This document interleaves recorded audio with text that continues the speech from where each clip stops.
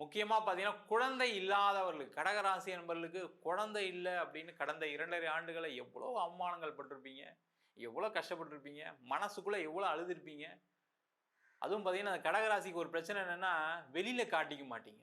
உள்ளுக்குள்ளேயே நீங்களே போட்டு போட்டு போட்டு போட்டு கஷ்டத்தை அப்படியே நினச்சி நினச்சி நினச்சி அந்த வலி பார்த்தீங்கன்னா உங்களுக்கு மட்டும்தான் தெரியும், வேற யாருக்கும் தெரியாது. அம்மா அப்பா கிட்ட சொல்ல மாட்டீங்க, மனைவி கிட்ட சொல்ல மாட்டீங்க, கணவர்கிட்ட சொல்ல மாட்டீங்க, குழந்தைங்க கிட்ட கூட சொல்ல மாட்டீங்க. அந்த அளவுக்கு மனசுக்குள்ளேயே போட்டு போட்டு போட்டு பிரச்சனைனால தான் உங்களுக்கு உடல் ஆபத்தே. இப்போ கடன் பிரச்சனை அதிகமாயிடுச்சுன்னு சொல்லி உடல்ல பார்த்தீங்கன்னா இப்போ ஆப்ரேஷன், பிபி அதிகமாயிடுச்சு, சுகர் அதிகமாயிடுச்சுன்னு பிரச்சனை வந்துருக்கும்.